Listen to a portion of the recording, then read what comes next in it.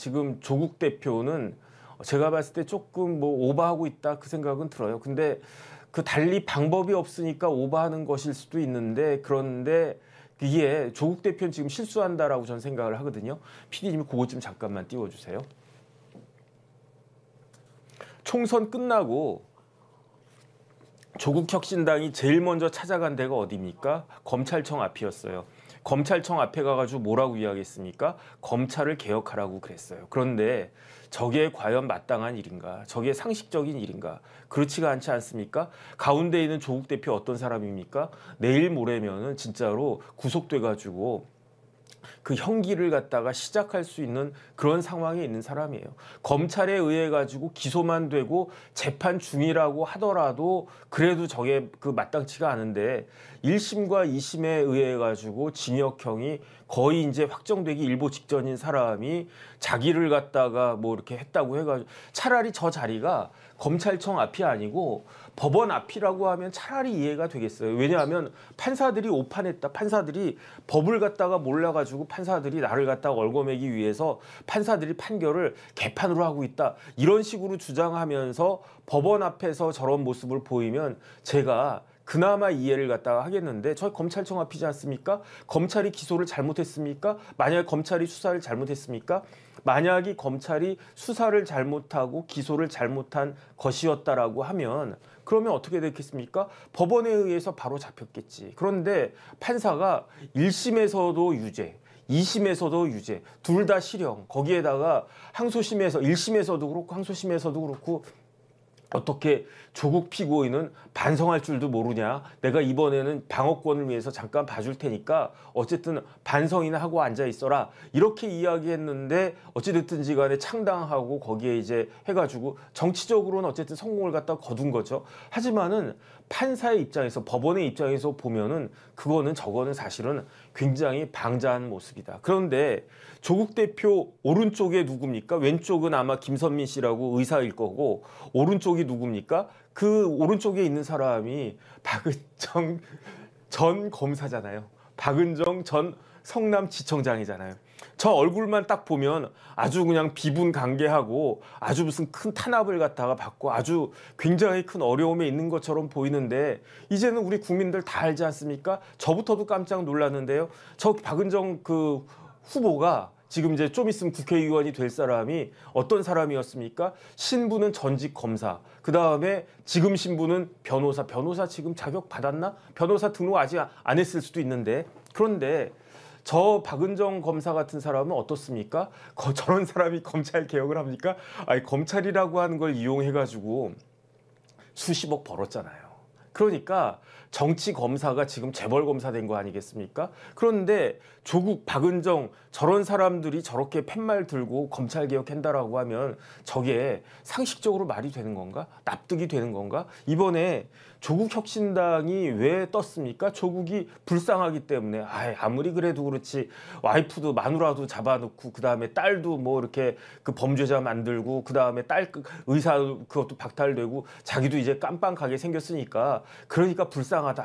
또 우리나라 국민들은 정에 약한 국민 아니겠습니까? 오죽하면 초코파이에 정이 들어갑니까? 저는 전 세계에 초코파이 같은 데다 과자에다가 정자 붙여가지고 마케팅하는 나라는 우리나라밖에 없는 것 같네. 근데 그러니까 짠하다 그런 생각이 들어가지고 조국 대표에 대해서 저걸 갖다가 이걸 갖다가 해준 건데 뭐 이해할 수 있어요. 이해할 수 있는데 제가 이해하지 못하는 거는 조국 대표가 저렇게 욕하면서 검찰개혁해야 된다라고 하는 것은 누구 때문이냐? 결국 대통령 때문이잖아요. 한동훈보다도 윤석열 대통령 때문이잖아요. 하지만 윤석열 대통령을 검찰총장 만들어준 사람이 누굽니까?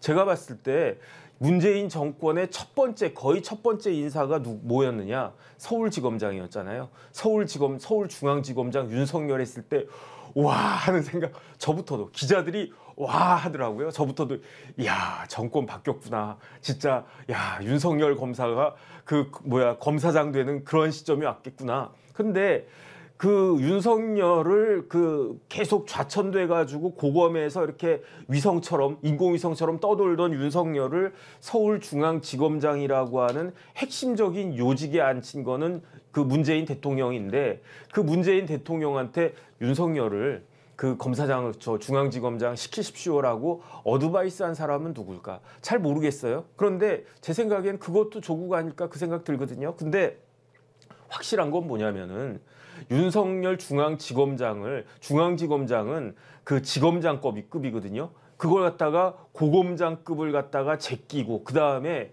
기수도 18기에서 23기까지 무려 5계단을 갖다가 확 뛰어넘는 파격적인 인사를 하라고 그 대통령한테 건의했던 사람이 누굽니까? 민정수석이잖아요. 그렇게 하면 안 되는 거거든요.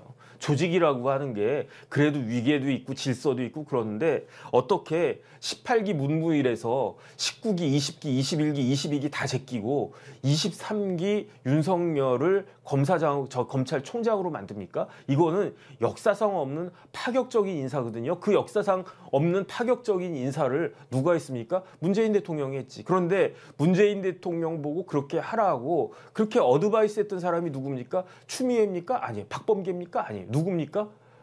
민정수석이었잖아요. 그 사람이 누굽니까? 조국이잖아요. 그러니까 자기가 한 거는 전혀 기억이 나지가 않나 봐. 그러니까 윤석열 대통령을 검찰총장 만들어준 것도 누구다? 조국이다. 그 다음에 검찰총장 윤석열을 일약 정치인으로 만들어가지고 대통령으로 만든 기반을 갖다가 만들어준 사람이 누구다? 제가 봤을 때는 그건 조국 아니겠습니까? 조국의 강이 그냥 도도하게 흐르니까 그러니까 거기에다가 뭐 추미애가 뭐 보수의 어머니 운운하지만 제가 봤을 때 근본적인 그 국면을 갖다가 이쪽에서 이쪽으로 확 바꿔준 사람은 누구냐? 조국 아니겠습니까? 그러니까 그런데 그렇게 가지고 이제 정권이 교체가 됐잖아요. 그렇게 만들어진 정권을 뒤흔든 사람도 누구다? 그것도 조국이다. 참 조국 그 대표는 여러 가지 일을 갖다가 하고 있다. 저는 그런 생각은 드는데 그렇기 때문에 우리 국민들의 마음은 이렇게도 갔다가 이렇게도 갔다가 조국에 대해서 야 어떻게 조국 같은 사람이 입으로는 그 언즉선이라고 좋은 말만 다 하더니 막상 그 사람의 실체를 갖다가 보니까 뭐라고 그랬습니까? 아 개구리 뭐 붕어 가재 이런 사람들이 필요하다 그렇게 이야기했잖아요. 그런데 개구리 붕어 가재는 뭐 하는 사람들입니까? 뭐 간호조무사 간호사 이런 사람들을 갖다가 뭐 그렇게 비유했나? 근데 그렇다라고 하면 용은 뭡니까? 의사. 그러면 자기 딸 조민 씨가 사실은 제가 봤을 때 능력이 안 된 것 같아요. 객관적으로 봤을 때. 아니 그러니까 그렇게 의대 공부 따라가기 힘들어했지. 머리가 되고 막 그랬으면 표창장 뭐 이런 거 가지고 뭐 그 의대 갔어도 진짜로 뛰어난 사람 같은 뭐 유급했겠습니까? 그냥 질질질 울면서 어거지로. 그런데 왜 조민을 갖다가 의사를 만들려고 했습니까? 욕 만들고 싶었던 거지. 끼케야 뭐 이무기 뭐 어쨌든 그런 정도 수준인 사람을 그러니까 저는 오히려 지금 조민 같은 경우에는 행복할 것 같아요. 왜냐하면 자기한테 딱 맞는 자기한테 이렇게 막 예컨대 뭐 이렇게 그 실력이 안 되는 사람한테 그 저 같은 사람한테 너 100m 10초 안에 11초, 12초, 13초까지 지금은 이제 몸 풀었으니까 너 100m 13초 안에 들지 못하면 너 죽어. 이렇게 하면 저 같은 사람 어떻게 했습니까? 진짜 죽겠는 거지. 아무리 뛰어도 안 되는 걸. 그걸 갖다가 사람은 자기한테 맞는 게 있잖아요. 조민은 뭐 유튜브가 맞나? 그건 조민 유튜브 제가 안 봐가지고 모르겠는데 의대보다는 유튜버가 훨씬 더 맞을 것 같다. 그런데 어찌됐든지 간에 그렇게 해가지고 조국이 그런 모습을 보여서 민심을 갖다가 확 떠나게 했는데 지금 동정을 갖다가 받아가지고 조국 혁신당이 성공했단 말이에요. 그런데 저희 조국혁신당 성공한 지 얼마나 됐다고 이렇게 검찰개혁을 갖다가 앞에 내세우면서 옆에 박은정 뭐 그 검사 같은 사람들 옆에 하고 그렇게 이야기하면 저게 맥히겠습니까? 오히려 내가 무슨 짓을 한 거지? 도대체 이게 뭐인 거지? 그런 생각을 갖다가 할 거기 때문에. 그러니까 그런 의미에서는 이재명 대표가 제가 봤을 때 현명한 거예요. 뭐 현명하다기보다 약은 거예요. 왜냐하면 이제 이렇게 딱 이렇게 하는 이런 모습을 갖다가 보여주니까. 그래서 그 윤석열 대통령도 제 생각에는 지금 여소야대가 됐는데 이 여소야대는 지난번 여소야대하고는 180도 다른 거예요. 4월 10일 이전의 여소야대와 4월 10일 이후의 여소야대는 180도 다른 거예요. 의석수는 똑같아요. 의석수는 뭐 거의 의미가 없을 정도로 똑같은데 그런데 이전과 이후는 완전히 다르다. 왜냐? 첫 번째로 4월 10일 이전의 여소야대는요. 국민들이 저부터도 기대하는 바가 있었어요. 아, 이 4월 10일 그 여기에서 누가 실질적으로 공천권을 행사한다라고 생각합니까? 아니, 대통령이 공천권 행사하겠지. 그러면은 공천을 잘 해가지고 그 다음에 지금까지 뭐 이렇게 강서구청장 선거 이런 거 말고 중요한 선거에서 국민의힘이 3연승 했었잖아요. 그 서울시장 선거, 대선, 지방선거까지 파죽의 3연승을 갖다가 했기 때문에 이번 총선도 더군다나 상대방이 굉장히 약체 아니겠습니까? 이재명 대표가 잘해가지고 지금 180석, 뭐 175석, 뭐 범야권 뭐 192석 그렇게 얻었습니까? 아니거든요. 그런데 그렇기 때문에 저 같은 사람만 해도 아 이번에 충분히 지난번 저는 사실은 늘 이야기했잖아요. 국민의힘이 일당 될 것 같다고. 저는 그걸 갖다가 의심하지 않았거든요. 그게 제 한계이긴 한데 근데 어찌됐든지 간에 지금은 이제 이런 결과가 딱 터졌단 말이에요. 그렇게 되면은 첫 번째로 그 윤석열 대통령에 대해서 윤석열 대통령은 어떤 권한이 박탈됐느냐? 공천권이 없어요. 그러니까 국회의원들은 한 번 더 하고 한 번 더 하고 한 번 더 하고 그걸 갖다가 원하지 않습니까? 그런데 지금 2024년에 총선이 있었고 23대가 2028년인데 그때는 윤석열 대통령은 그거하고는 아무런 상관이 없어요. 그렇게 되면 어떻게 된다?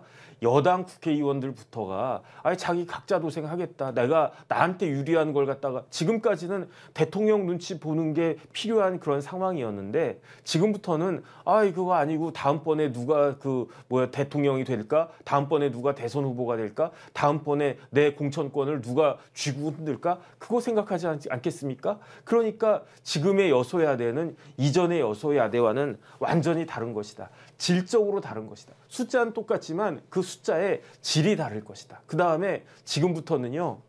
야당 의원이 중요한 게 아니고 여당 의원이 더 중요할 것이다. 왜냐하면 아니 당장 8명만 이쪽으로 확 돌아서면요. 실질적으로 200석 얻은 거랑 똑같아지잖아요. 그러니까 여당에서 근데 여당 의원들은 건건이 자기 나름대로 판단을 하겠다는 거 아니겠습니까? 대표적으로 누구다? 그게 바로 안철수 의원이다. 안철수 의원이 이 건은 나는 여기에 대해서 뭐 특검 이거 동의하겠습니다. 아주 대놓고 이야기하지 않습니까? 그런 사람들이 안철수 의원 혼자만이겠습니까? 그러니까 이제부터는 그 윤석열 대통령이 정치력을 발휘할 때가 됐다. 저는 그런 생각이 들고요.